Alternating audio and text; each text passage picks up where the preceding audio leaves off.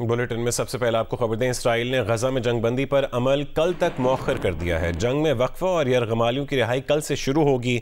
Israeli अखबार का कहना है कि हमास की जानिब से अब तक उन कैदियों की फहरिस्त मुहैया नहीं की गई जिन्हें रिहा किया जाना है। कैदियों की रिहाई का हतमी मुआहदा होने तक सीज़ फायर नहीं होगा। इसराइल की कौमी सलामती के मुशीर ने कहा है कि सीज़ फायर पर अमल तयशुदा मंसूबे के तहत आगे बढ़ेगा। यरगमालियों का पहला ग्रुप जुमे को रिहा किया जाएगा। उससे पहले इसराइली हुकाम की जानिब से आज पाकिस्तानी वक्त के मुताबिक दोपहर 1 बजे से आर्जी जंगबंदी शुरू होने का वक्त बताया गया था। मुआहदे के तहत इसराइल से 150 फ़लस्तीनी ख़वातीन और बच्चों की रिहाई के बदले हमास की जानिब से 50 यरगमाली ख़वातीन और बच्चों को रिहा किया जाएगा। गजा के लिए इंसानी इमदाद और ईंधन की फरहमी भी मुआहदे में शामिल है।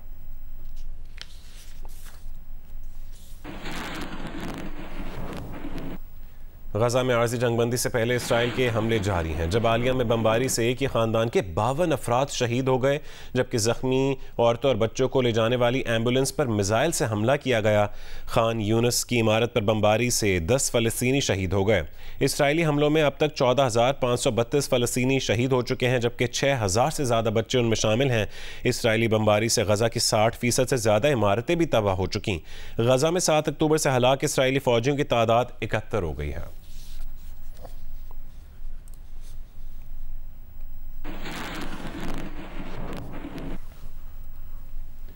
गजा के एक डॉक्टर ने कहा है कि अल-शिफा अस्पताल से मुंतकली के दौरान दर्जनों लाशें गलियों में पड़ी देखी हैं। इनखला के दौरान तिब्बी कारकुनों को गिरफ्तार किया गया।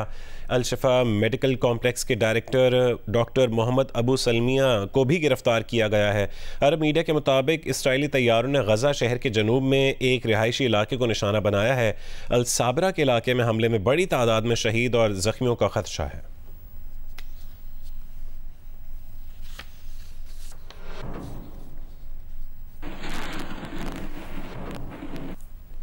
इसराइल ने हमास के साथ फायरबंदी डील इसलिए मंजूर की क्योंकि उस पर बाइडन इंतज़ामिया का बेइंतहा दबाव है। इस डील के पीछे अमरीकी सदर बाइडन के सीनियर मुशीरों का खुफिया सेल था, जिसने रात दिन पस पर्दा सिफारतकारी के जरिए उसे मुमकिन बनाया। ये बात नामवर अमरीकी जरीदे की एक रिपोर्ट में कही गई है। रिपोर्ट के मुताबिक ये डील ऐसे वक्त में मुमकिन हो पाई जब सदर बाइडन की डेमोक्रेटिक पार्टी के अरकान हद से ज़्यादा इसराइली हिमायत की अमरीकी पॉलिसी और गजा में बढ़ती हुई सिविलियन हलाकतों पर नाराज़ हैं। राय आमा के जायज़ों में मसला फ़लस्तीन के मामले में सदर बाइडन की मकबूलियत में कमी आ रही है, जो अगले साल के सदारती इंतखाब पर असरअंदाज हो सकती है।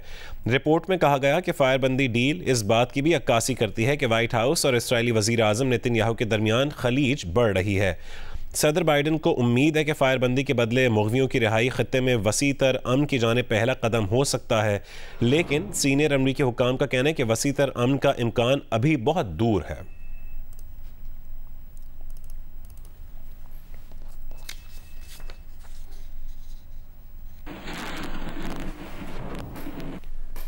सिख रहनुमा गुरपतवंत सिंह के कत्ल की साजिश को संजीदगी से देख रहे हैं। तर्जुमान अमरीकी नेशनल सिक्योरिटी काउंसिल ने कहा है कि भारत की क़यादत के साथ इस मसले को उठाया है। भारत मामले की तहकीकात कर रहा है, आने वाले दिनों में इस बारे में कुछ कहेंगे। भारत पर वाज़ेह कर दिया है कि ज़िम्मेदारान का एहतसाब होना चाहिए। इससे पहले बरतानवी अखबार ने इंकशाफ किया था कि भारत गुरपतवंत सिंह पन्नू को कत्ल करना चाहता था। अमरीकी हुक्काम की मुदाखलत के सबब उनकी जान बची। अमरीकी इंटेलिजेंस ने गुरपतवंत सिंह पन्नू के कत्ल की भारतीय साजिश नाकाम बनाकर भारत को भी खबरदार किया था।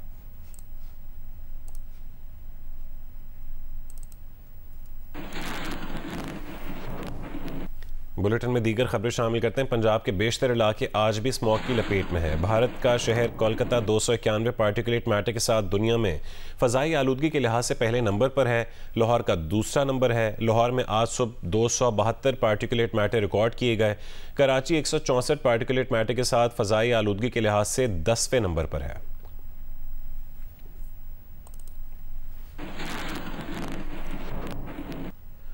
मुल्क के मुख्तलिफ शहरों की तरह मुल्तान भी स्मॉग की लपेट में है, लेकिन ना तो शहरी एहतियात बरत रहे हैं और ना ही इंतज़ामिया कार्रवाई करती नज़र आ रही है।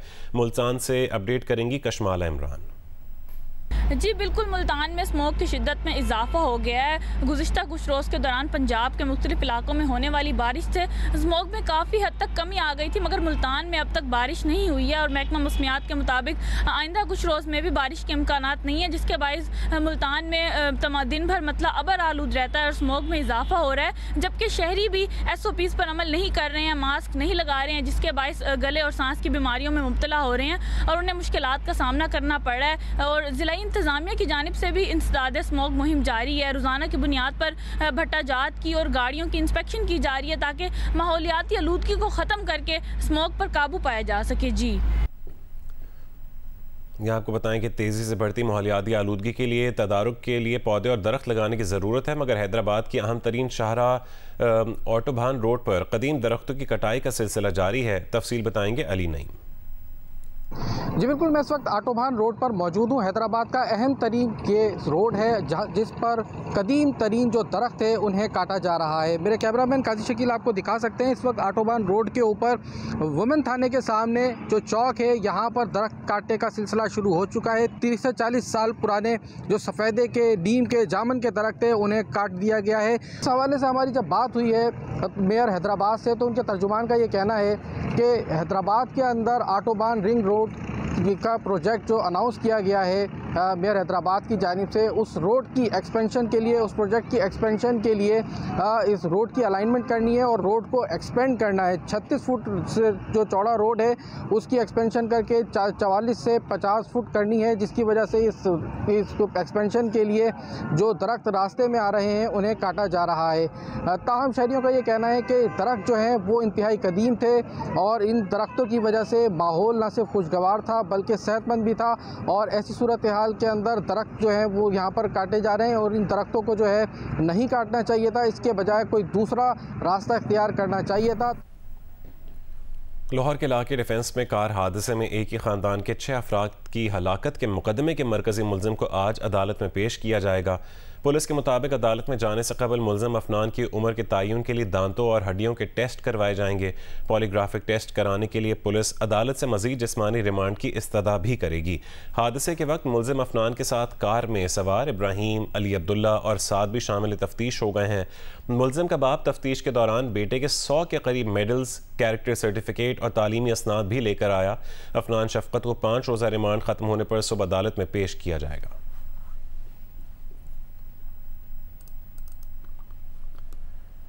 गुजरांवाला में ट्रैफिक पुलिस का कम उम्र ड्राइवरों के खिलाफ क्रैकडाउन जारी है। एक हफ्ते के दौरान 40 कम उम्र ड्राइवरों के खिलाफ मुकदमा दर्ज किए गए और रोजाना की बुनियाद पर कार्रवाई भी जारी है। तफसील बताएंगे उस्मान खलील। आज गुजरांवाला में भी ट्रैफिक पुलिस की कम उम्र ड्राइवर के खिलाफ जो है कार्रवाइयाँ जारी हैं। एक हफ्ते के दौरान ट्रैफिक पुलिस ने 40 जो है कम उम्र ड्राइवर्स के खिलाफ जो है मुकदमा दर्ज किए, जबकि 12,000 जो है चलान किए।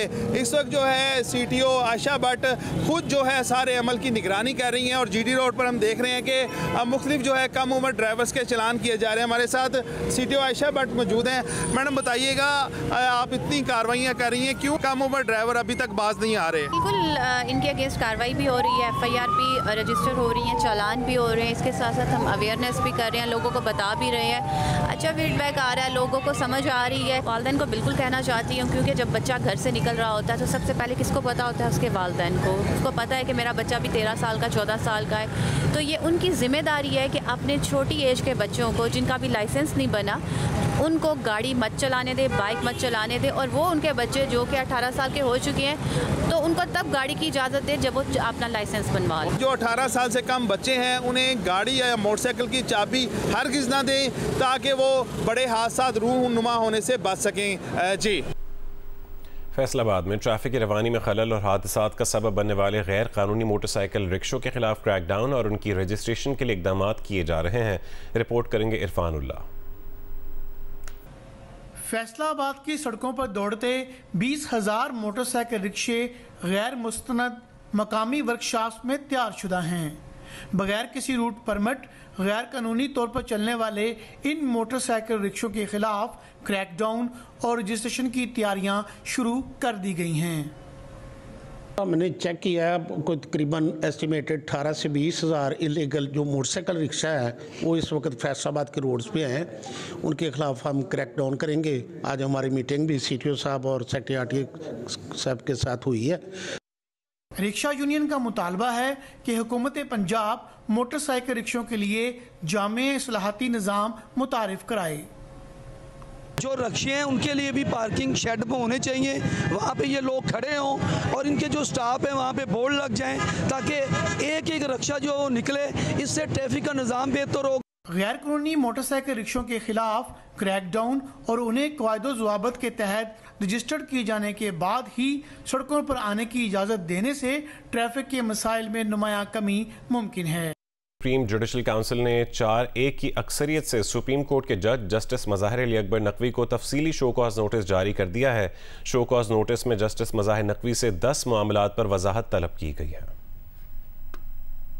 आला अदलिया के जजों के एहतसाब के फौरम सुप्रीम जुडिशल काउंसिल ने जस्टिस मज़ाहिर अली अकबर नकवी के खिलाफ शिकायत पर 3 दिन मुसलसल कार्रवाई के बाद एक बार फिर इजहार वजूह का नोटिस जारी कर दिया। इजलास चीफ जस्टिस पाकिस्तान जस्टिस काजी फैजीसा की सरबराही में हुआ, जिसमें जस्टिस सरदार Tariq Masood, justice Ejazul Ehsan, Lahore high court के चीफ जस्टिस अमीर भट्टी और बलूचिस्तान हाई कोर्ट के chief justice justice Naeem Afghan शरीक थे। ज़राए के मुताबिक शिकायत के मवाद का जायजा लेने के बाद काउंसिल ने 4-1 की अक्सरियत से जस्टिस मज़ाहिर नकवी को शो कॉज नोटिस जारी करने और सुप्रीम जुडिशल काउंसिल की कार्रवाई आगे बढ़ाने का फैसला किया। जस्टिस एजाजुल एहसन ने फैसले से इख्तलाफ किया है। ज़राए के मुताबिक तफसीली शो कॉज नोटिस 10 नकात पर मबनी है, जिस पर जस्टिस मज़ाहिर नकवी को 14 रोज में जवाब दाखिल करने की मोहलत दी गई है। इससे कबल 27 अक्टूबर के काउंसिल इजलास के बाद जस्टिस मज़ाहिर नकवी को शो कॉज नोटिस जारी किया गया था, जिसका जवाब देने के बजाय जस्टिस मज़ाहिर नकवी ने काउंसिल के 3 मेंबरान पर जानिबदारी का एतराज किया। काउंसिल ने 20 नवंबर के इजलास में जस्टिस मज़ाहिर नकवी के एतराजात सुने। 21 नवंबर के इजलास में जस्टिस मज़ाहिर नकवी के खिलाफ शिकायत कुनंदगान को सुना गया। जस्टिस मज़ाहिर नकवी ने 20 नवंबर को ही सुप्रीम जुडिशल काउंसिल में अपने खिलाफ कार्रवाई रोकने के लिए सुप्रीम कोर्ट में आईनी दरख्वास्त भी दायर की। नुमाइंदा खसूसी अब्दुल कयूम सिद्दीकी के साथ Maryam Nawaz, Geo news, Islamabad. Chairman PTI Bushra Bibi, Pervaiz Khattak, Shireen Mazari, Fawad Chaudhry, Ghulam Sarwar Khan और अली जैदी समेत 29 अफराद के नाम ECL में डालने की सिफारिश कर दी गई है।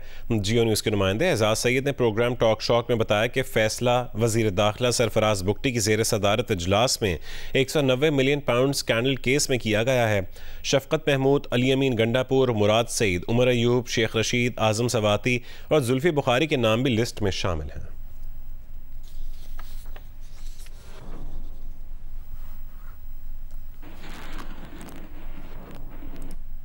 PTI बल्ले के निशान के लिए अहल है कि नहीं? इलेक्शन कमीशन पाकिस्तान तहरीक इंसाफ के इंट्रा पार्टी इंतखाबात से मुतालिक महफूज फैसला आज सुनाएगा। कॉज लिस्ट के मुताबिक फैसला आज दोपहर 12 बजे सुनाया जाएगा। इलेक्शन कमीशन ने इंट्रा पार्टी इंतखाबात से मुतालिक इलेक्शन कमीशन ने PTI को 2 अगस्त को नोटिस जारी किया था कि इंट्रा पार्टी इलेक्शन ना कराने पर PTI को बल्ले के निशान के लिए ना अहल क्यों ना कर दिया जाए। समाअत के दौरान PTI के वकील बैरिस्टर गौहर ने बताया था कि इंट्रा पार्टी इलेक्शन पार्टी आइन में तरमीम से पहले हुए, बाद में हमने तरमीम वापस ले ली हैं। इलेक्शन कमीशन ने PTI इंट्रा पार्टी इलेक्शन से मुतालिक 13 सितंबर को फैसला महफूज किया था।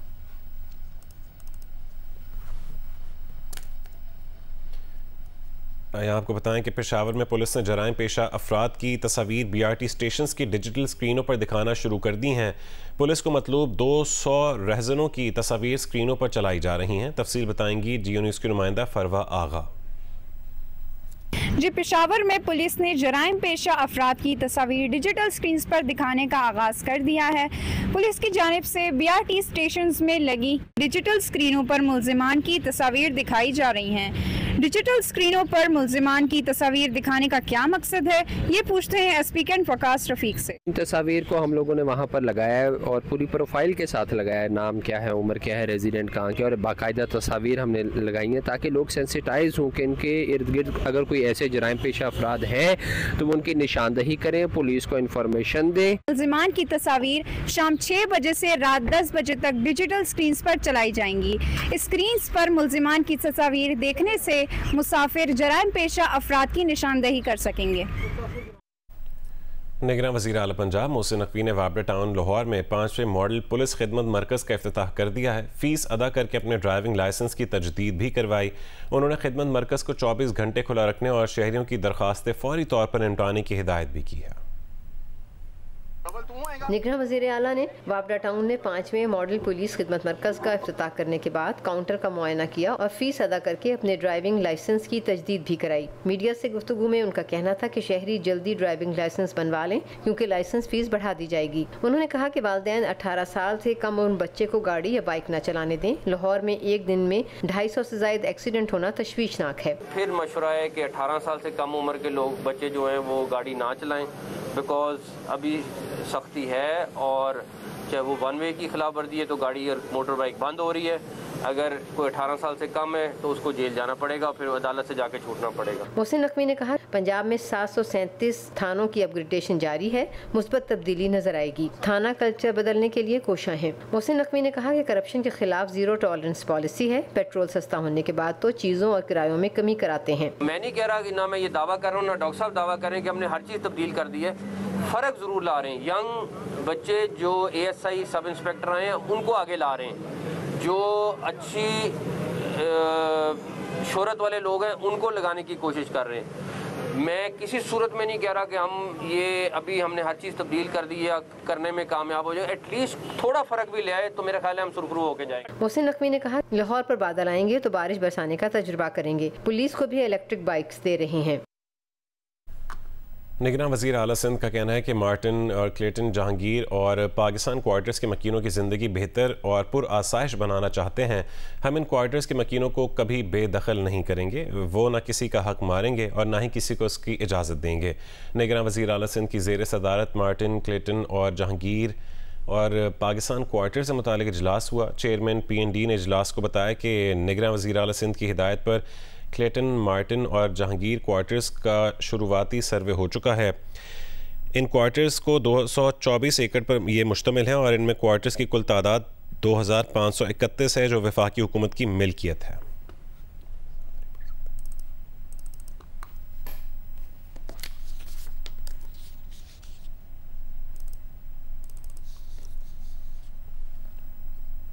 बलोचिस्तान के इलाके डेरा मुराद जमाली में पीने के साफ़ पानी की शदीद किल्लत है। शहरी गंदे तालाबों का पानी इस्तेमाल करने लगे हैं। शहरी पानी की बूंद बूंद को तरसने लगे हैं। तफसील बताएंगे जियो न्यूज़ के नुमाइंदे आबिद बलोच।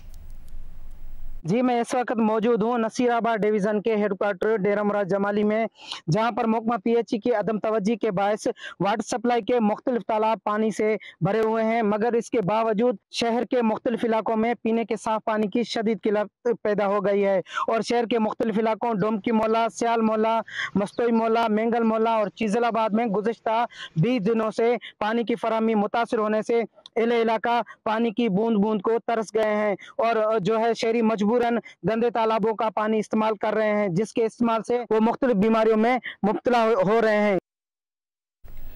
खेल के मैदान से खबर दिन दौरा ऑस्ट्रेलिया के लिए पाकिस्तान टेस्ट स्क्वाड के मेंबरान इस्लामाबाद पहुंच गए हैं। पाकिस्तान टेस्ट स्क्वाड का कैंप जुमेरात से रावलपिंडी में शुरू होगा। पाकिस्तान टेस्ट स्क्वाड का कैंप पिंडी क्रिकेट स्टेडियम में 23 से 28 नवंबर तक जारी रहेगा। कौमी स्क्वाड सुबह 10 से 2 बजे तक ट्रेनिंग सेशन में हिस्सा लेगी। इमाम उल हक फ़हीम अशरफ शादी की वजह से कैंप में शिरकत नहीं करेंगे। हसन अली मोहम्मद वसीम जूनियर जुमे के रोज कैंप ज्वाइन करेंगे। कौमी स्क्वाड 25 और 26 नवंबर को 2 रोजा सिनारियो मैच भी खेलेगा। एक रोजा आराम के बाद 28 नवंबर को पाकिस्तान टेस्ट स्क्वाड के प्रैक्टिस कैंप का आखिरी दिन होगा। पाकिस्तान टीम 30 नवंबर को ऑस्ट्रेलिया के लिए रवाना होगी। दौरा ऑस्ट्रेलिया में नवीद अकरम चीमा मैनेजर मंसूर राना बतौर असिस्टेंट फराइज अंजाम देंगे।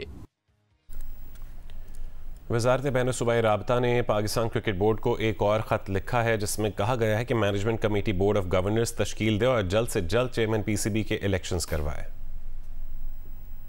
वज़ारत बैनुल-सूबाई राब्ता ने पाकिस्तान क्रिकेट बोर्ड को एक ख़त के ज़रिए आगाह किया है कि मैनेजमेंट कमेटी रोज़मर्रा के उमूर देखे, आला ओहदों पर तकर्रियाँ ना करे। PCB मैनेजमेंट कमेटी को 4 नवंबर को 3 माह की तौसी दी गई, जिसमें मज़ीद इजाफा नहीं किया जाएगा। Management committee board of governors तश्कील दे और जल्द से जल्द चेयरमैन PCB के इलेक्शन करवाए। वफाकी काबीना ने मैनेजमेंट कमेटी को चेयरमैन PCB के इंतखाबात और बोर्ड ऑफ गवर्नर्स तश्कील देने की जिम्मेदारी सौंपी है। खत में ये भी कहा गया है कि वसाइल को इस्तेमाल करते हुए अपने टास्क को पूरा करने की कोशिश करें और वजारत से रिपोर्ट शेयर करें। मैनेजमेंट कमेटी की जानिब से आला ओहदों पर तकर्रियों को इख्तियारात का गलत इस्तेमाल समझा जाएगा। पाकिस्तान क्रिकेट बोर्ड की डायरेक्टर मीडिया आलिया रशीद ने हारिस रऊफ के हवाले से कहा है कि जो खिलाड़ी पाकिस्तान के लिए दस्तयाब ना हो और नखरे करे तो एक अच्छा मैसेज नहीं है। खिलाड़ियों के लिए वाज़ेह पैगाम है कि जो सेंट्रल कॉन्ट्रैक्ट का हिस्सा हो उसकी अपनी मर्जी नहीं चलती। अगर ऐसा होने लगा तो कोई टेस्ट क्रिकेट नहीं खेलेगा, सब T20 ही खेलेंगे। वो जियो पाकिस्तान में गुफ्तगू कर रही थी।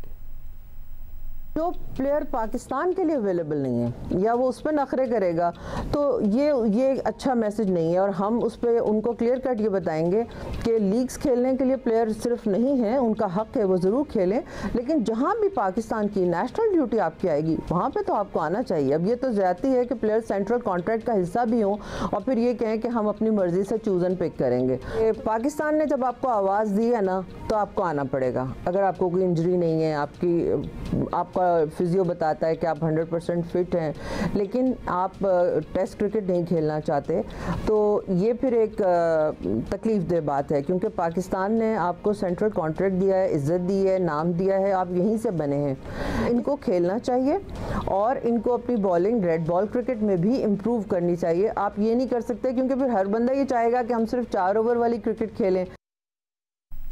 माजी में दहशतगर्दी से मुतासरा ज़िला मोहम्मद में अमन साइकिल रेस का कामयाब इनकाद इलाके में क़याम अमन के लिए पाक फ़ौज की कोशिशों का मज़हर करार दिया जा रहा है। तफसील बताएंगे मोहम्मद से इरफानुल्लाह। पाक आर्मी, पाकिस्तान साइकिलिंग फेडरेशन और फ्रंटियर कोर नॉर्थ के बाहमी इश्तराक से मुनक्किदा इस अमन साइकिल रेस में कबायली अजला, पाकिस्तान आर्मी, वापडा, रेलवे और HEC समेत पाकिस्तान के चारों सूबों से 100 से ज़ायद साइकिलिस्ट ने हिस्सा लिया। पूरे पाकिस्तान से जो नेशनल साइकिलिस्ट गोल्ड मेडलिस्ट थे, इसमें पाकिस्तान आर्मी, पाकिस्तान वापडा, पंजाब के 3 टीमें थी और इसके अलावा सिंध बलोचिस्तान की टीमें HEC रेलवे ने हिस्सा लिया। 40 किलोमीटर पर मुहित साइकिल रेस मोमन कैडेट कॉलेज से शुरू होकर नाकी टनल पर इख्तिताम पजीर हुई। इस रेस में पाकिस्तान वापडा ने पहली, खैबर पख्तूनख्वा ने दूसरी, जबकि हायर एजुकेशन कमीशन ने तीसरी पोजीशन हासिल की। रोज तक जारी रहने वाले इस इवेंट से मुकामी लोग और साइकिलिस्ट खूब लुत्फानंदोज हुए। ऐसा सुना कि यहाँ की बड़ी हालत खराब है, बहुत कशीदा है, लेकिन मैं यहाँ आके बड़ी मुझे खुशी हो रही है। यहाँ की आवाम, यहाँ की बच्चे लोग बहुत मोहब्बत वाले हैं, बड़े खुलूस वाले हैं, हमारे इस्तकबाल कर रहे हैं। मोहम्मद ENC में फर्स्ट टाइम आया हूँ यहाँ पे। खबरों में हम सुनते रहे थे यहाँ के हालात काफ़ी बुरे हैं, सिक्योरिटी कंसर्न्स हैं, आप यहाँ पे सेफ नहीं है, लेकिन जब मैं यहाँ पर आया हूँ और ट्रैक देखा है पूरा, यहाँ पे लोगों से मिले हैं, तो मतलब बिल्कुल उसके ऑपोजिट रहा है मुझे और बड़ा अच्छा फील किया मैंने यहाँ पर आके। मुंतजिमीन के मुताबिक अमन साइकिल रेस का मकसद दुनिया को खैबर पख्तूनख्वा के कबायली इलाकों में अमन का क़ियाम और सियाहत के फ़रोग़ के लिए आगाही देना है। कैमरामैन हकीमुल्लाह के साथ इरफानुल्लाह जान, जियो न्यूज़ मोहम्मद। कनाडा अमेरिका सरहद पर नायग्रा फॉल्स के करीब रेनबो ब्रिज पर गाड़ी में धमाका हुआ, 2 अफराद हलाक हो गए। धमाका अमरीकी साइट पर हुआ है। वाक़े के बाद रेनबो ब्रिज ट्रैफिक के लिए बंद कर दिया गया। गवर्नर न्यूयॉर्क ने कहा है कि वाक़े का दहशतगर्दी से ताल्लुक नहीं, ये खौफनाक वाक़या, हादसा और धमाका था।